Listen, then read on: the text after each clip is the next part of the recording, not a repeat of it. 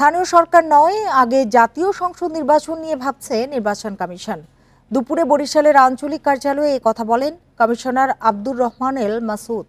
ভুয়া ভোটার থাকলে প্রমাণ সাপেক্ষে বাতিল করার কথাও জানান তিনি। একই সঙ্গে সবাইকে যথাযথ তথ্য দিয়ে সহায়তায় আহ্বান জানান ইসি মাসুদ।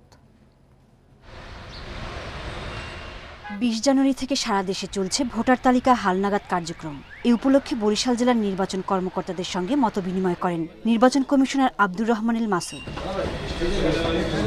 তিনি বলেন, স্থানীয় সরকার নয়, আগে জাতীয় সংসদ নির্বাচন নিয়ে ভাবছে ইসি। এতদিন ভোট নিয়ে যেসব প্রশ্ন অনীহা ছিল, আগামীতে তা যেন আর না থাকে, সে লক্ষ্যেই কাজ করছে কমিশন। জাতীয় সংসদের নির্বাচন নিয়েই বেশি ভাবছি।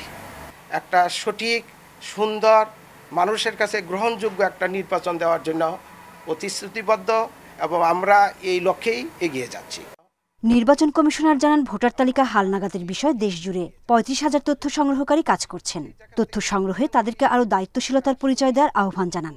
একই সঙ্গে যথাযথ তথ্য দিয়ে ভোটারদের সহযোগিতা চান নির্বাচন কমিশনার। রাজনীতি কর্মী বলেন, সমাজসেবী বলেন বা ইলিট শ্রেণী বলেন, তারাও কিছু সহযোগিতা করলেই আমার মনে হয় যে যদি কোনো ভুয়া ভোটার থেকে থাকে, ফিকটিসাস ভোটার যদি হয়ে থাকে, তার নামটা আমরা যথাযথ প্রমাণ সাপেক্ষে কেটে দেওয়ার জন্য সিদ্ধান্ত নিয়েছি। বরিশালে ভোটার তালিকা হালনাগাদ কার্যক্রমে তথ্য সংগ্রহকারী 1224 জন। জেলায় বর্তমানে ভোটার সংখ্যা 22,22,000। আমরা সেই জায়গা থেকে ইন্ডিপেন্ডেন্ট নিউজ। কুমিল্লায় নাশকতার মামলা থেকে অব্যাহতি পেয়েছেন বিএনপি চেয়ারপারসন বেগম খালেদা জিয়া। সোমবার অতিরিক্ত দায়রা জজ আদালত 1-এর বিচারক আফরোজা জেসমিন এই আদেশ দেন। বুধবার বিষয়টি জানা গেছে। রাষ্ট্রপক্ষের আইনজীবী কায়মুল হক রিঙ্কু জানিয়েছেন, 2015 সালে 25 জানুয়ারি হরতাল চলাকালে 14গ্রাম উপজেলার হায়দারপুলে ঢাকা চট্টগ্রাম মহাসড়কে একটি কাভার্ড ভ্যান ভাঙচুর ও অগ্নিসংযোগ করে দুর্বৃত্তরা। এ ঘটনায় বিশেষ ক্ষমতা আইনে পুলিশ বাদী হয়ে ওই মামলায় বেগম খালেদা জিয়া সহ 32 জনকে আসামি করে। খালেদা জিয়া মামলার 32 নম্বর আসামি। তার বিরুদ্ধে কোনো সাক্ষ্য প্রমাণ পাওয়া যায়নি। মামলাটি রাজনৈতিক কারণে বলে প্রমাণিত হয়েছে।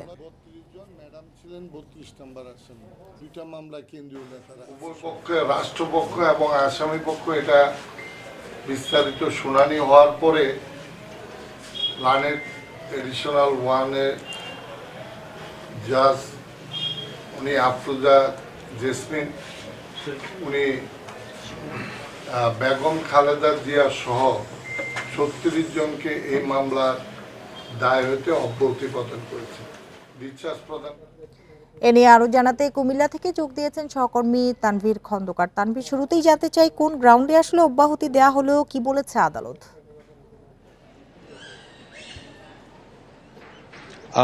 খালেদা জিয়া যে মামলা থেকে অব্যাহতি পেয়েছেন সেটি হচ্ছে 2025 সালের 25 জানুয়ারি হরতাল চলাকালে 14 গ্রামে ঢাকা চট্টগ্রাম মহাসড়কে একটি ট্রাক পোড়ানো এবং ভাঙচুর করা হয়। সেই ঘটনায় পুলিশ বাদী হয়ে মামলা করেন। সেখানে বেগম খালেদা জিয়াকে 32 নম্বর আসামি দেখানো হয়। পরবর্তীতে পুলিশের যে চার্জশিট সেখানে মোট 42 জনের নাম উঠে আসে। পরবর্তীতে গত পরশুদিন অর্থাৎ 20 জানুয়ারি যে অব্যাহতির রায় আসে, সেখানে কিন্তু আমরা দেখেছি যে 36 জনকে অব্যাহতি দেওয়া হয়েছে। বাকি যে 6 জন আছে তারা আসলে উচ্চ আদালতের স্টে অর্ডারের কারণে এই অব্যাহতি থেকে এখনো তারা কোনো নির্দেশনা পাননি। তাদের বিষয়ে পরবর্তীতে সিদ্ধান্ত নেওয়া বলে আমাদেরকে স্থানীয় যে পিপি আছেন কায়মুল হক রিঙ্কু তিনি জানিয়েছেন। কায়মুল হক রিঙ্কু আরো জানান যে বিজ্ঞ আদালত আসলে যেসব অভিযোগ রয়েছে এই মামলায়, মূলত মামলাটি ট্রাক পোড়ানো এবং ভাঙচুরের ঘটনায়, নাশকতার ঘটনায় একটি বিশেষ ক্ষমতা আইনের মামলা। এই মামলাটিতে আসলে বেগম খালেদা জিয়ার কোনো সম্পৃক্ততা কিংবা তার এখানে কোনো যে ইন্ধনের কথা বলা হয়েছে সেসব কোনো কিছু খুঁজে পাননি বলেই বিজ্ঞ বিচারক আসলে তাকে এই মামলা থেকে অব্যাহতিও দিয়েছেন এবং এই মামলায় বাকি যে 36 জন আসে তাদেরকেও কিন্তু অব্যাহতি দেওয়া হয়েছে। আমরা জাতীয়তাবাদী আইনজীবী ফোরামের বেশ কয়েকজন আইনজীবীর সাথে কথা বলেছিলাম যারা বেগম খালেদা জিয়ার পক্ষে মামলা লড়েছেন। তারা বলেছেন যে তারা বারবার বলে এসেছিলেন যে এই মামলা যখন হয় তখন বেগম খালেদা এবং ঘটনা যখন হয় তখন বেগম খালেদা জিয়া তার ঢাকার বাসায় অবরুদ্ধ ছিলেন। সে সময় তার বাসার সামনে সেই বালুর ট্রাক ফেলে রাখা হয়েছিল। তখন তিনি বাসা থেকে বের হতেই পারেননি, কিন্তু তারপরও তাকে এই মামলায় আসলে যে যুক্ত করা হয়েছে, যে বিষয়টি আসলে তারা তখনই ভিত্তিহীন বলেছিলেন। পরবর্তীতে প্রায় 10 বছর পর এসে আদালত আসলে সেই মামলা থেকে তাকে মুক্তি দিলেন এবং একই সাথে বেগম খালেদা জিয়া ছাড়াও আরো 36 জনকে তারা আসলে অব্যাহতি দিলেন। তো এ পর্যন্ত সেই সময়কার ঘটনাগুলোতে কিন্তু বেগম খালেদা জিয়ার বিরুদ্ধে কুমিল্লায় 3টি মামলা হয়েছিল। তার মধ্যে একটি মামলা থেকে তিনি অব্যাহতি পেলেন। আরো 2টি মামলা কুমিল্লার 14 গ্রামের মিয়াবাজারে 8 জন পেট্রোল বোমা হামলার ঘটনায় 8 জন নিহতের ঘটনায় যে হত্যা মামলা এবং বিস্ফোরক আইনের মামলা রয়েছে, সেই মামলাগুলোকে সম্প্রতি আরো শুনানির জন্য যাবে বলে আসলে আদালতের পিপি কর্তৃপক্ষ কুমিল্লা থেকে কথা হচ্ছিল সহকর্মী তানভীর খন্দকারের সাথে। যশোর জেলা আওয়ামী লীগের সাধারণ সম্পাদক ও সাবেক সংসদ সদস্য শাহীন চাকলাদারকে 4 বছরের কারাদণ্ড দিয়েছে আদালত। বুধবার যশোরের বিশেষ জেলা ও দায়রা জজ আদালতের বিচারক SM নুরুল ইসলামের আদালত এই রায় দেন। একই সঙ্গে শাহীন চাকলাদারকে 20,000 টাকা জরিমানা এবং 38,03,685 টাকার সম্পদ বাজেয়াপ্ত করার আদেশ দেওয়া হয়েছে। দুর্নীতি দমন কমিশন জানায় 2008 সালের 30 মার্চ দুদকের উপপরিচালক মঞ্জুর মোর্শেদ শাহীন চাকলাদারের বিরুদ্ধে মামলা করেন। অভিযোগ ছিল তিনি 38 লাখ টাকার সম্পদ গোপন করেছেন। দুদকের তদন্তে প্রমাণিত হয় তার ট্যাক্স ফাইলে দেখানো সম্পদের পরিমাণ ও দাখিল করা বিবরণীর মধ্যে অসামঞ্জস্য রয়েছে।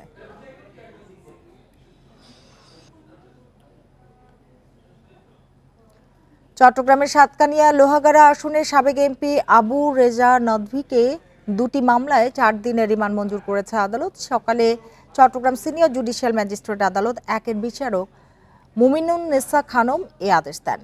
এর আগে সকাল 9টার দিকে আদালতে হাজির করা হয় নদভীকে। এ সময় আদালতে কড়া নিরাপত্তায় ছিল পুলিশ এবং APBN এর সদস্যরা। নদভীর বিরুদ্ধে দায়ের হওয়া বিস্ফোরক আইনে 2টি মামলায় 3 দিন করে রিমান্ড আবেদন করেন মামলার তদন্তকারী কর্মকর্তা। আদালত শুনানি শেষে 2 দিন করে রিমান্ড মঞ্জুর করেন। গেল বছরের 5ই আগস্ট ছাত্র জনতার অভ্যুত্থানে শেখ হাসিনা সরকারের পতনের পর নদভীর বিরুদ্ধে জেলার সাতকানিয়া, লোহাগাড়া ও নগরীর বিভিন্ন থানায় একাধিক মামলা রয়েছে।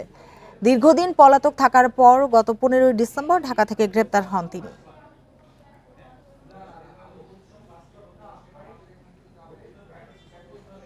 পতাকা বৈঠকে প্রতিশ্রুতি দেওয়ার পরও জয়পুরহাটের 5 বিবি সীমান্ত থেকে বেড়া নির্মাণের সামগ্রী সরিয়ে নেয়নি BSF। তবে নতুন করে খুঁটি ও কাঁটাতারের বেড়া দেয়া বন্ধ রয়েছে। মঙ্গলবার 5 বিবি সীমান্তে কাঁটাতারের বেড়া নির্মাণের চেষ্টাকে কেন্দ্র করে দুদেশের সীমান্ত রক্ষীদের মাঝে উত্তেজনা দেখা দেয়।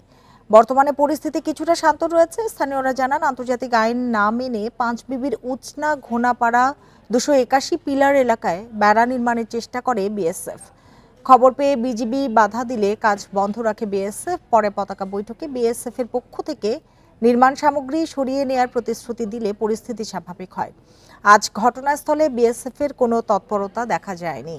বিজিবি ক্যাম্প কমান্ডার শাহজাহান সরকার জানান, এ ঘটনায় বিজিবি BSF এর মধ্যে বিকেলে আবারও পতাকা বৈঠকের কথা রয়েছে।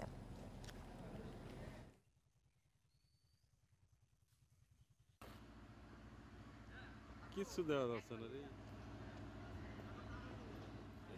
আর আশা লাগবে না। জয়পুরহাট থেকে জানাবেন সহকর্মী আব্দুল মোমেন মুনি। একটু জানতে চাই যে আজকে কি পরিস্থিতি দেখছেন সীমান্তে, BSF এর কোনো তৎপরতা দেখা গেছে কিনা?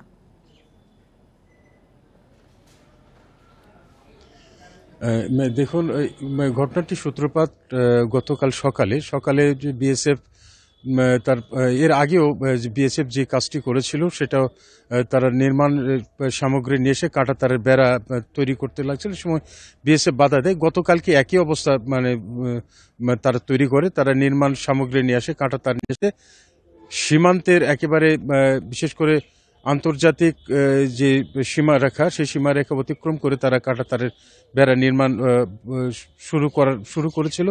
এর মধ্যে স্থানীয়দের মুখে খবর পেয়ে BSF প্রতিরোধ করে, প্রতিবাদ জানায় এবং এক পর্যায়ে পতাকা বৈঠকের পর ভারতীয় সীমান্তরক্ষী তারা নীতিগত সিদ্ধান্ত গ্রহণ করে যে তারা আর কাঁটাতার বেড়া নির্মাণ করবে না এবং সেই অবস্থায় নির্মাণ সামগ্রী কিন্তু ঘটনাস্থলে ফেলে রেখে যায়। এরপরে আজকে তারা এই নির্মাণ সামগ্রী সরানোর কথা ছিল, কিন্তু নির্মাণ সামগ্রীর পরিমাণ খুব বেশি না। তো নির্মাণ সামগ্রী ঘটনাস্থলে যেখানে সীমান্ত ভারতের অভ্যন্তরে রয়েছে, কিন্তু BSF এর কোনো তৎপরতা দেখা যায়নি। এ ব্যাপারে আমরা কথা বলেছিলাম, আজ সকালে কথা বলেছিলাম 20 বিজিবি অধিনায়ক নাহিদ নেওয়াজের সাথে এবং স্থানীয় ক্যাম্প কমান্ডার শাহজাহান সরকারের সাথে কথা বলেছিলাম। তারা যেটা বলেছে যে গতকাল দুই দেশের জনগণের মধ্যে কিছুটা উত্তেজনা বিরাজ করলেও মানে বিশেষ করে সকাল 11টার পর থেকে উত্তেজনা প্রশমিত হতে থাকে, কারণ বিএসএফ মানে সীমান্ত এলাকায় তাদের তৎপরতা দেখায়নি এবং কাঁটাতারের নির্মাণেরও তৎপরতা দেখায়নি। আরো একটি পতাকা বৈঠক হবার কথা রয়েছে, সেটি কখন নাগাদ হতে পারে? যে পতাকা বৈঠক আজকে বিকেলের মধ্যে হওয়ার কথা ছিল, কিন্তু এখনো পর্যন্ত পতাকা বৈঠকের কোনো খবর পাওয়া যায়নি। তো এটা আসলে কখন হবে সে ব্যাপারেও এখন পর্যন্ত নিশ্চিত জানা যাচ্ছে না। জয়পুরহাট থেকে কথা হচ্ছিল সহকর্মী মোমেন মুনির সাথে। মেহেরপুর সীমান্তে টহল ও নজরদারি বাড়িয়েছে সীমান্তরক্ষী বাহিনী বিজিবি। সম্প্রতি চাঁপাইনবাবগঞ্জ সীমান্তে সাউন্ড গ্রেনেড ছোড়ে বিএসএফ। এতে উভয় দেশের মধ্যে ব্যাপক উত্তেজনা দেখা দেয়। এরই ধারাবাহিকতায় মেহেরপুর সীমান্ত দিয়ে চোরাচালান ও অবৈধ প্রবেশ ঠেকাতে সর্বোচ্চ সতর্ক অবস্থায় রয়েছে বিজিবি। কুষ্টিয়া ব্যাটালিয়ন অধিনায়ক লেফটেন্যান্ট কর্নেল মাহবুব মোর্শেদ রহমান জানিয়েছেন, যে কোনো অপ্রীতিকর ঘটনা এড়াতে সীমান্তে বিজিবি সদস্যদের নিয়মিত টহলের পাশাপাশি নজরদারি বাড়ানো হয়েছে।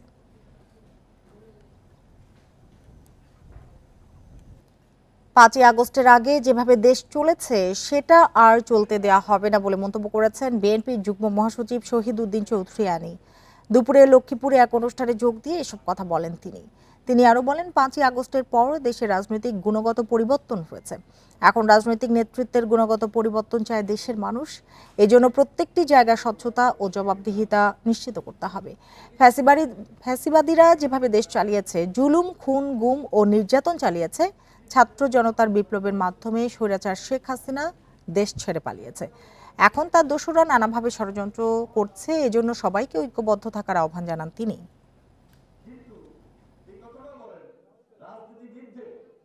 5 তারিখের পর রাজনীতির গুণগত পরিবর্তন,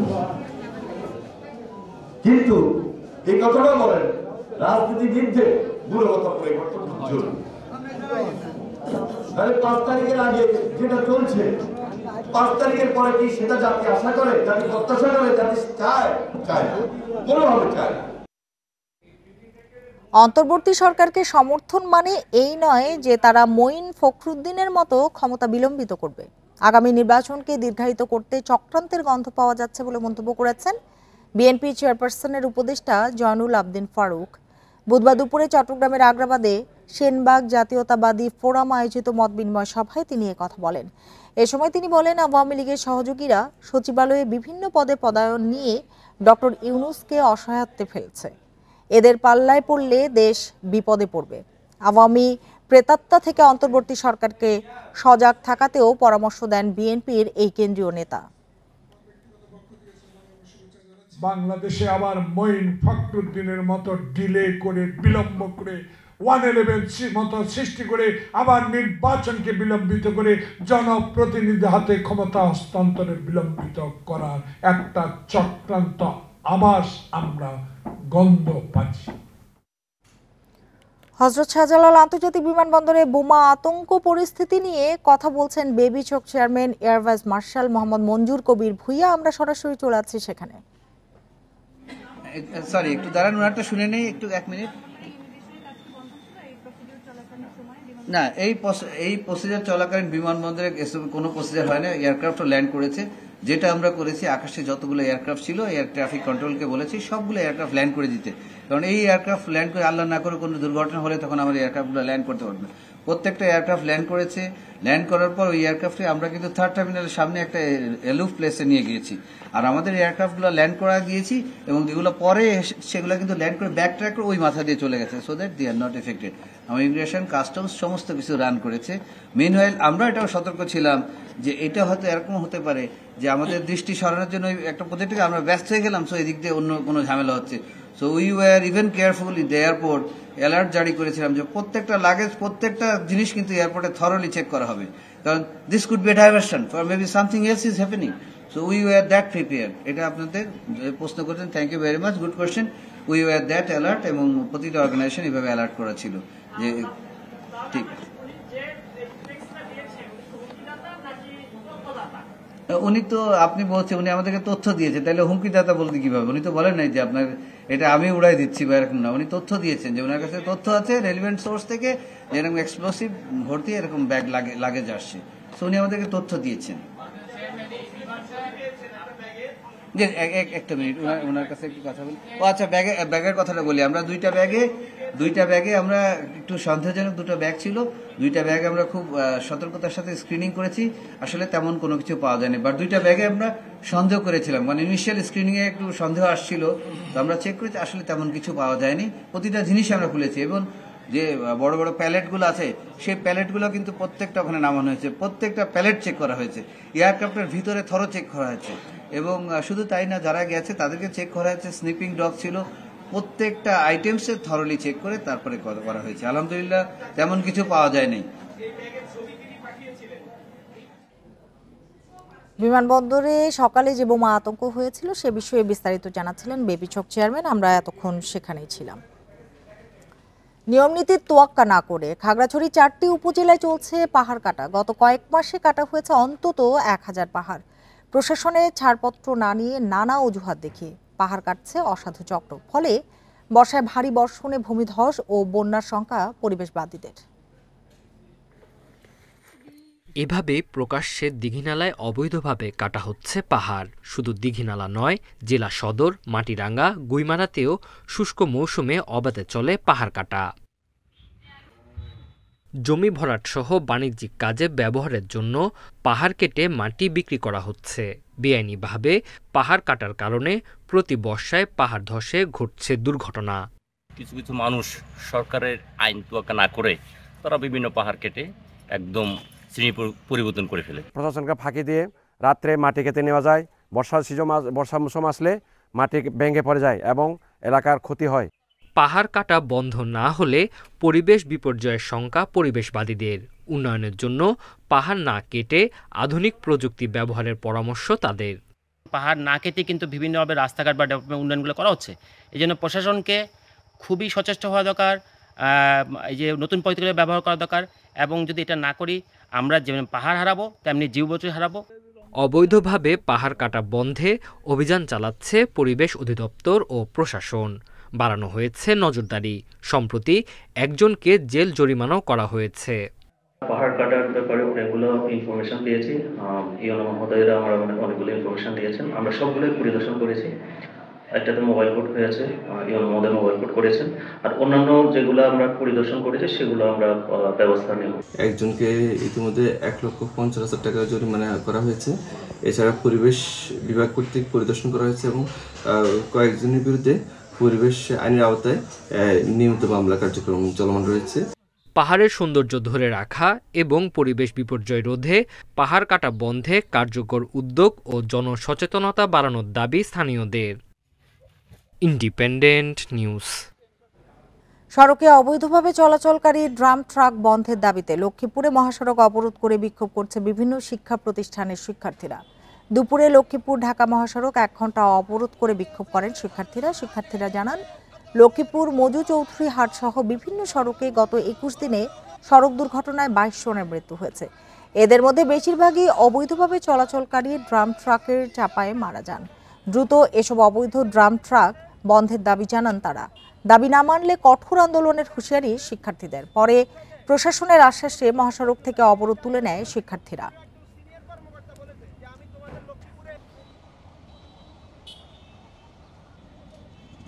লক্ষ্মীপুরে প্রায় 25টার মতো প্রাণহানি হয়েছে, যার মধ্যে সবগুলো হচ্ছে সড়ক দুর্ঘটনা।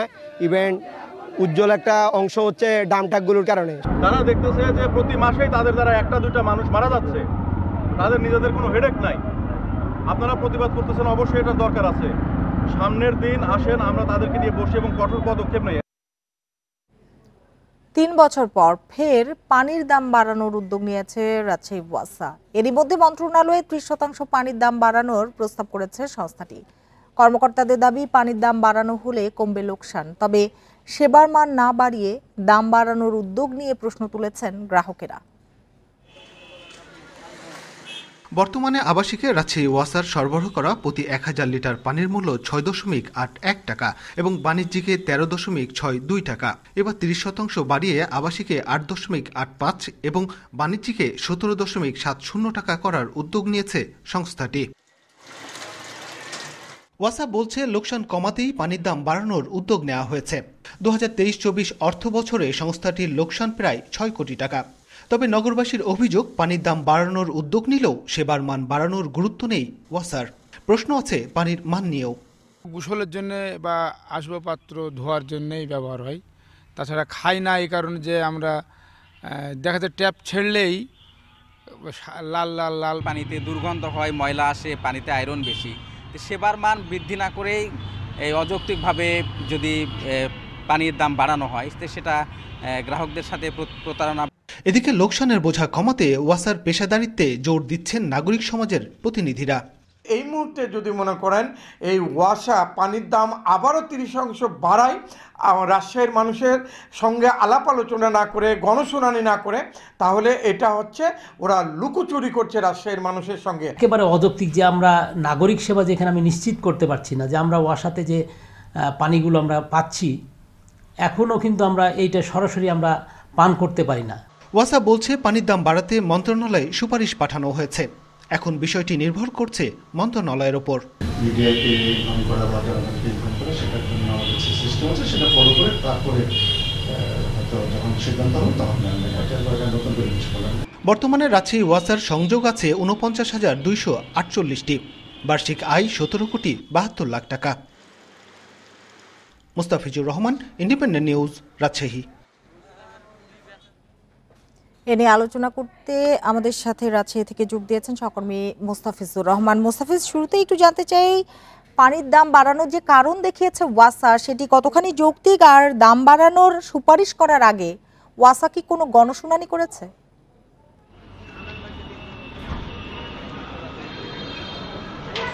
দেখুন, ওয়াসা এর আগেও কিন্তু গেল 3 বছর আগে তারা দাম বাড়িয়েছিল, কিন্তু দাম বাড়ানোর আগে তারা যে গণশুনানির একটি প্রক্রিয়া থাকে সেটি কিন্তু করেনি এবং ঠিক দাম বাড়ায়নি, দাম বাড়ানোর প্রস্তাবনা করেছে এবং মন্ত্রণালয় এ বিষয়ে তারা একটি চিঠিও পাঠিয়েছে যে আবাসিকে তারা প্রতি 1000 লিটারে 2.4 টাকা এবং বাণিজ্যিকে তারা 4.8 টাকা একটি বৃদ্ধির একটি প্রস্তাবনা পাঠিয়েছে মন্ত্রণালয় এবং তারা বলছে যে 30% দাম বৃদ্ধির যে প্রস্তাবনাটি দিয়েছে এর কারণ হিসেবে তারা দেখাচ্ছে যে রাজশাহী ওয়াসা প্রতি বছর লোকসানে যাচ্ছে। এই কারণ এখান থেকে উত্তরণের জন্য তারা কিন্তু এই যে দাম বৃদ্ধির এই প্রস্তাবনা কিন্তু পাঠিয়েছে। কিন্তু যদিও দেখা যায় যে বাস্তবতা হচ্ছে ওয়াসা প্রতি বছর প্রায় 10 কোটি টাকার মতো তারা ওয়াসা সিস্টেম লস করছে, অর্থাৎ অপচয় করছে প্রায় 10 কোটি টাকার মতো পানি।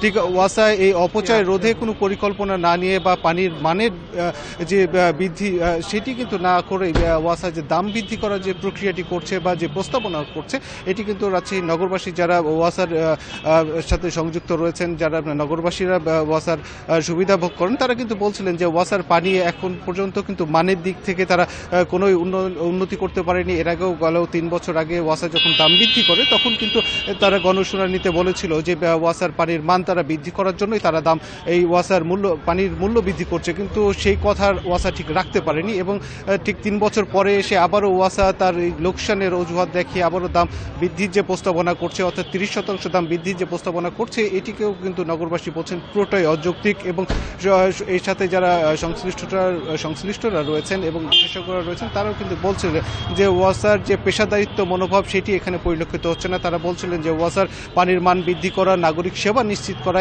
এটি গুরুত্ব না দিয়ে ওয়াসা তারা আয় ব্যয়ের হিসেব খতিয়ে দেখছেন এবং সিস্টেম লস সেটি না কমিয়ে ওয়াসা পানির দাম বৃদ্ধির যে পরিকল্পনা করছে এটি পুরোটাই অযৌক্তিক।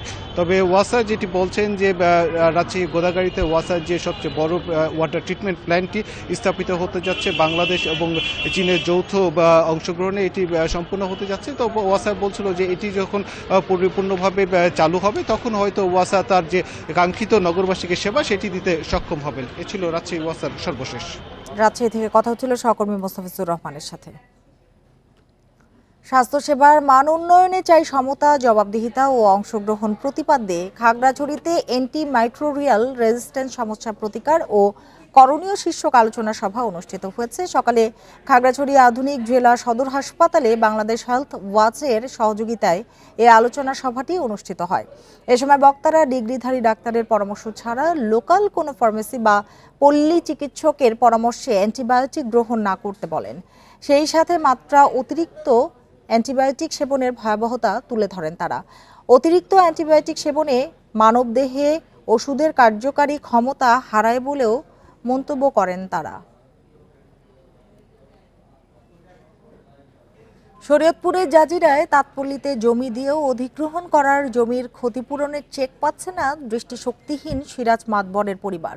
তাদের অভিযোগ, দালালকে টাকা দিতে না পারায় মামলা জটিলতায় 4 বছর ঘুরেও চেক পাওয়া যাচ্ছে না। বিষয়টি তদন্ত করে সহায়তার আশ্বাস জেলা প্রশাসকের। কাগজপত্রের ফাইল হাতে নিয়ে 4 বছর ধরে জেলা প্রশাসকের কার্যালয়ে ঘুরছেন দৃষ্টিশক্তিহীন সিরাজ মাতবর। জেলায় তাঁতপল্লী নির্মাণ প্রকল্পের জন্য জমি দিয়ে এখন ক্ষতিপূরণের জন্য ঘুরছেন দাঁড়ে দাঁড়ে।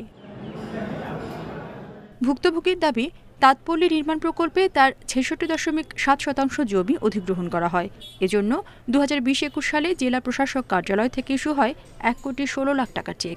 তবে 2014 সালের এক মামলার জেরে আটকে আছে তা। একই মামলার আসামি হয়ে অন্যরা চেক পেলেও আটকে আছে তারটি। চেক না পাওয়ায় সিরাজ মাতবর সহ তার স্ত্রী, 2 ছেলে, 3 বোন ও 1 ভাগ্নির চোখে চিকিৎসা আটকে আছে। বিগত 4 বছর ধরে ঘুরতে আছে ডিসি অফিসের নিচে, ডিসি অফিস না দেওয়া হলে পরে সময় পাম না। তাঁতপল্লীতে আজকে কত বছর ধরে জমিন নিছে, জমিনের টাকা আমরা পাইতেছি না। আমার ছেলে সন্তানের চিকিৎসা করতে না এবং স্বামীর চিকিৎসা করতে পারি না। দালালকে টাকা দিয়ে অধিগ্রহণ করা জমির জন্য চেক পাওয়ার কথা জানিয়েছেন স্থানীয় অনেকেই। তবে অন্যরা কিভাবে চেক পেলেন তা খতিয়ে দেখার পাশাপাশি দৃষ্টিশক্তিহীন সিরাজ মাতবরের বিষয়টি গুরুত্বের সাথে দেখার আশ্বাস দিয়েছেন জেলা প্রশাসক। আমার জমিন, সিরাজের জমিন একই জমা। আমি 2 লাখ টাকা দিতে পারছি, আমার চেক দিছে। সিরাজ টাকা দিতে পারে না, সিরাজের চেক দেয় নাই। উপজেলা নির্বাহী অফিসার রয়েছে, তাকে দিয়ে আমি বিষয়টি তদন্ত করে দেখব এবং সেই ক্ষেত্রে আমরা জেলা প্রশাসন, উপজেলা প্রশাসন আমাদের যতটুকু করণীয় তাদের জন্য আমরা করব। তাঁতপল্লী নির্মাণ প্রকল্পের জন্য শরীয়তপুরের নাওডোবা মৌজা ও মাদারীপুরের কুতুবপুর মৌজায় 2018-19 সালে 119.73 একর জমি অধিগ্রহণ করে সরকার। Independent news. বিশ্ববিদ্যালয়ের সমন্বয়ক নুরুল ইসলাম শহীদের উপর দুর্বৃত্তদের হামলার প্রতিবাদ ও সন্ত্রাসীদের গ্রেপ্তারের দাবিতে মানববন্ধন হয়েছে। বুধবার দুপুরে বিশ্ববিদ্যালয়ের প্যারিস রোডে স্টুডেন্ট রাইটস অ্যাসোসিয়েশনের ব্যানারে এই মানববন্ধন করেন শিক্ষার্থীরা। নুরুল ইসলাম শহীদ বিশ্ববিদ্যালয়ের ক্রপ সায়েন্স অ্যান্ড টেকনোলজি বিভাগের শিক্ষার্থী। মানববন্ধনে শিক্ষার্থীরা বলেন, মঙ্গলবার রাজশাহী বিশ্ববিদ্যালয়ের অন্যতম সমন্বয়ক নুরুল ইসলাম শহীদের উপর দুর্বৃত্তরা অতর্কিত হামলা চালায়। এটা পরিকল্পিত হামলা। জড়িতদের দ্রুত গ্রেপ্তার করা না গেলে আগামীতে কঠোর আন্দোলনেরও হুঁশিয়ারি দেন শিক্ষার্থীরা। সাভারের কেন্দ্রীয় গো প্রজনন ও দুগ্ধ খামারের ভেতর থেকে এক শ্রমিকের গলা কাটা মরদেহ উদ্ধার করেছে পুলিশ। সকালে মরদেহটি উদ্ধার করা হয়। নিহত মাহফুজুর রহমান রাজু খামারের চুক্তিভিত্তিক শ্রমিক হিসেবে কাজ করতেন। স্বজনরা জানান, মঙ্গলবার সন্ধ্যায় কাজ শেষে রাতে আর বাসায় ফেরেননি রাজু। মোবাইলে ফোন করেও কোনো যোগাযোগ করতে পারেননি। সকালে কেন্দ্রীয় গো প্রজনন ও দুগ্ধ খামারের ভেতরের একটি সড়কের পাশে তার মরদেহ দেখতে পেয়ে কর্তৃপক্ষকে খবর দেওয়া হয়। পরে ঘটনাস্থলে পৌঁছে পুলিশ মরদেহটি উদ্ধার করে হাসপাতালের মর্গে পাঠায়। হত্যার কারণ জানতে তদন্ত করছে আইনশৃঙ্খলা বাহিনী। এদিকে নিখোঁজের একদিন পর নরসিংদীর বেলাবতে কাঞ্চন মিয়া নামে অটোরিকশা চালকের মরদেহ উদ্ধার করা হয়েছে। সকালে উপজেলার বিন্নাবাইত কারিগরি কলেজের সড়কের পাশে ধানক্ষেত থেকে মরদেহটি উদ্ধার করে পুলিশ। ফরিদপুরের মধুখালীতে মাদক ও জুয়ার বিরুদ্ধে অভিযানের সময়ে হামলায় ডিবি পুলিশের 3 কর্মকর্তা আহত হয়েছেন। সোমবার রাত 8:30টার দিকে উপজেলার ডুমাইন বাজারে এ ঘটনা ঘটে। আহতরা হলেন এসআই আব্দুল জব্বার, এসআই দেওয়ান শফিকুল ও এএসআই শফিকুল ইসলাম। পুলিশের দাবি, মাদক ও জুয়ার আসর চলছে এমন সংবাদ পেয়ে উপজেলার ডুমাইন বাজারে অভিযান চালায় ডিবি পুলিশের একটি দল। এ সময় মাদক কারবারের অভিযোগে 2 জনকে গ্রেপ্তার করে তারা। পরে জুয়ার আসরে অভিযানে গেলে স্থানীয়রা তাদের উপর হামলা চালায়। এতে ডিবি পুলিশের 3 সদস্য আহত হন। তাদের উদ্ধার করে ফরিদপুর মেডিকেল কলেজ হাসপাতালে ভর্তি করা হয়েছে। সরিষা ফুলে ঢেকে গেছে বিস্তীর্ণ ফসলের মাঠ। খরচ কম ও লাভ বেশি হওয়ায় সরিষা চাষে আগ্রহ বাড়ছে কৃষকদের। আবহাওয়া অনুকূল ও পোকার আক্রমণ থেকে রক্ষা পেলে এবারও ভালো ফলনের আশা তাদের। মেহেরপুরের মাঠে এখন দৃষ্টির সীমার পুরোটা জুড়ে হলুদের ছোঁয়া। স্বল্প খরচ আর কম সময়ে হওয়ায় দিন দিন বাড়ছে সরিষার চাষ। জেলায় ৭,০০০ হেক্টর জমিতে সরিষা বাড়ি ১৪, বিনা সরিষা ৯ বপন করেছে চাষিরা। এবার জেলায় ৬,০০০ কৃষককে প্রণোদনা হিসেবে বীজ ও সার দিয়েছে কৃষি বিভাগ।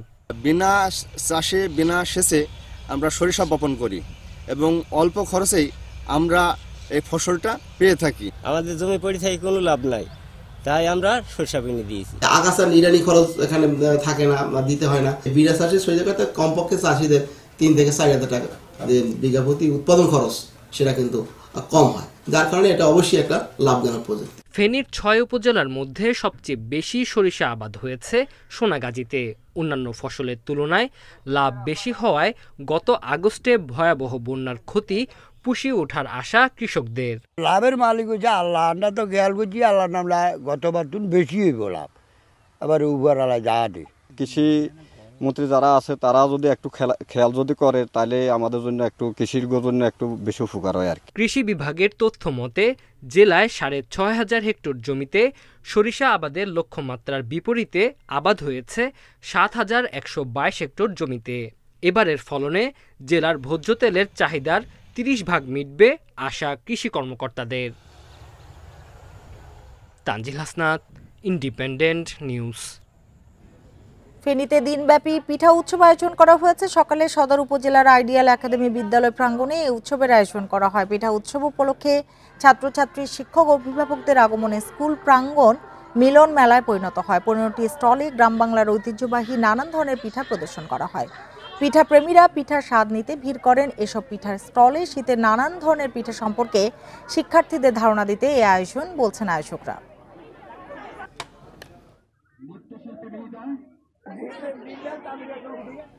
এই ছিল এখনকার সংবাদ। ইন্ডিপেন্ডেন্ট টেলিভিশনের সব খবর আরো বিস্তারিত জানতে চোখ রাখুন ফেসবুক, ইউটিউব এবং এক্সে। ধন্যবাদ সবাইকে এতক্ষণ সাথে থাকার জন্য।